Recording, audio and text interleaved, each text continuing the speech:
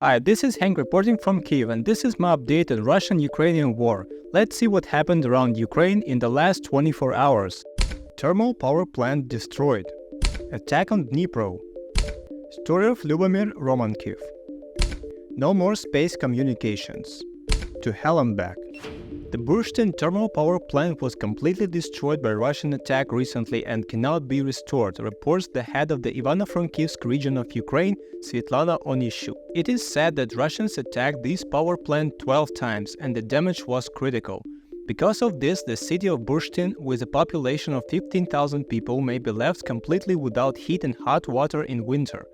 It seems that this is a small town, not comparable to Kharkiv with a population of 1 million people, but I assume that there are important strategic objects there.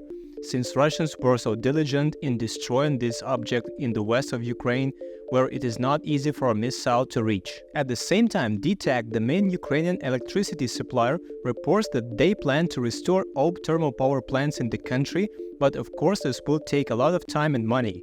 Russia has attacked the company's thermal power plants more than 180 times. Some thermal power plants are so badly damaged that it's impossible to quickly return them to operation. Losses exceed at least $350 million.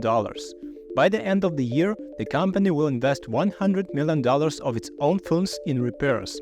The search for necessary equipment abroad is also underway.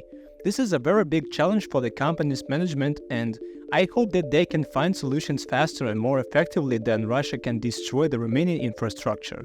Surely electricity prices will rise in order to have money to buy equipment. Of course, I'm ready to pay more because I understand how important it is.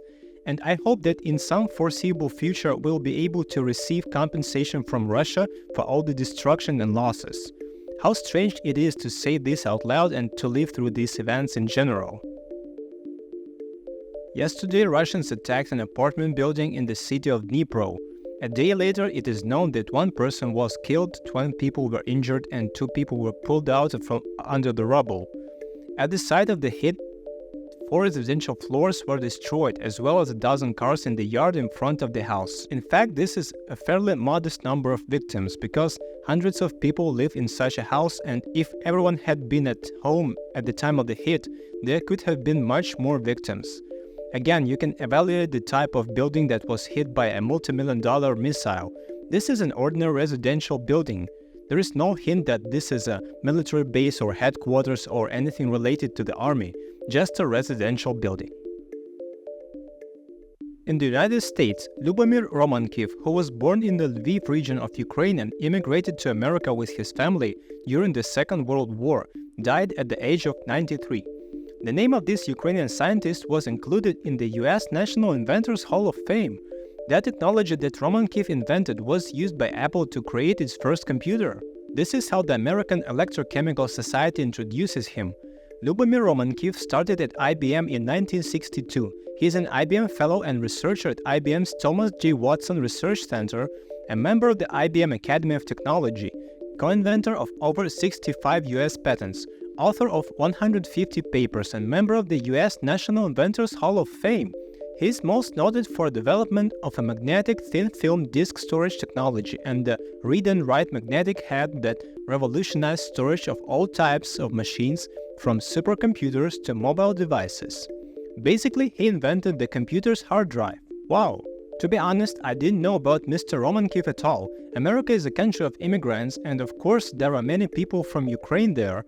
For example, the song Carol of the Bells was written by Ukrainian composer Leontovych, and now it is literally the national Christmas anthem of the United States. Mike Tyson called Kamilla Ivashuk his Ukrainian mother. Basically, he was adopted and raised by Ukrainian women. I'm gradually collecting the stories about important Ukrainians abroad, and I'll be covering them here from time to time. I'm interested in studying this case, and I think it will be useful to show the world that we have given the huge number of talented people who have benefited all of humanity in one way or another. It is also important to say that Russians appropriated a significant part of Ukrainian achievements, and perhaps you don't even know that it was not the Russians who invented the helicopter.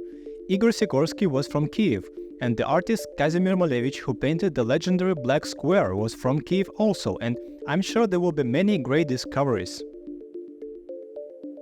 I waited for the confirmation of this news, and this is a big deal. The Ukrainian forces destroyed the Russian Space Tracking and Communications Center, which was an important component in the satellite communications and navigation system for Russian troops in occupied Crimea. In particular, this affected the operation of their GLONASS system.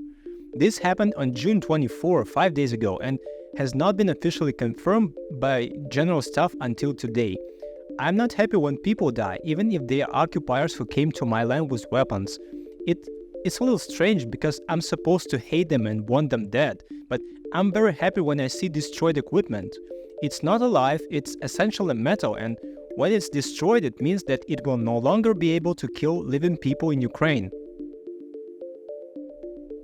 Another 10 people were released from Russian captivity. This is such good news, and here's why. All these people are civilians, not combatants. Some of them have been in Russian prisons since 2017, for 7 years. The point is that these people were subjected to repression due to their pro-Ukrainian position. Of course, I wouldn't tell you if we just released 10 people who were in prison for drunk driving or debts. These are people who suffered for the defense of their culture. Among them, Nariman Jalal, deputy head of Mejlis, the Crimean Tatars people government within Ukraine. He fell under Russian repression and was taken to prison in 2021, even before the full-scale invasion started. Bogdan Geleta and Ivan Levitsky are Ukrainian priests of the Greek Catholic Church who were arrested in Berdansk for resisting the occupation in 2022. 5 civilian people who were arrested on the territory of Belarus. This, by the way, will also fall into the indictment for the Belarusian dictator Lukashenko when he appears before the tribunal. His police simply arrested Ukrainians who fled the war and handed them over to the occupiers. This is definitely a crime, and 2 more people whom I want to talk about separately. In the photo are Valery Matyushenko and Olena Pekh. Valery was an entrepreneur in the city of Komsomolsky in my Donetsk region. He was arrested 7 years ago for helping the Ukrainian military and sentenced to 10 years. Let me clarify, a Ukrainian was arrested on Ukrainian territory for helping the Ukrainian army, and 7 years of his life were stolen from a man for being a patriot. How wrong is this? But more terrible is what happened to Olena Pekh. She was an art historian and researcher at the art museum in Gorlivka in the same Donetsk region in the southeast of the country. In 2014, when this war began, she left her hometown for Odessa but had to regularly travel back to take care of her mother, who remained in the occupation.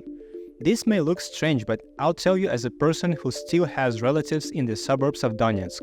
Old people do not want to leave their homes no matter what. This is unsolvable. During one of her trips, she was detained by Russian terrorists for so-called espionage and tortured.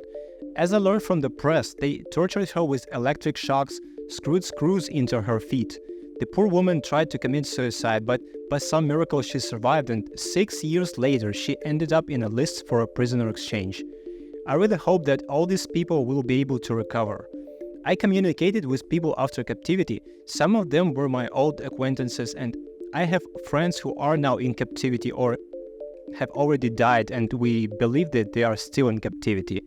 This is inhuman, and we must return all prisoners and give a dignified burial to all those who died, no matter what it takes. This was my update on the Russian-Ukrainian war for day number 857. As always, thanks for any support. Take care and see you tomorrow.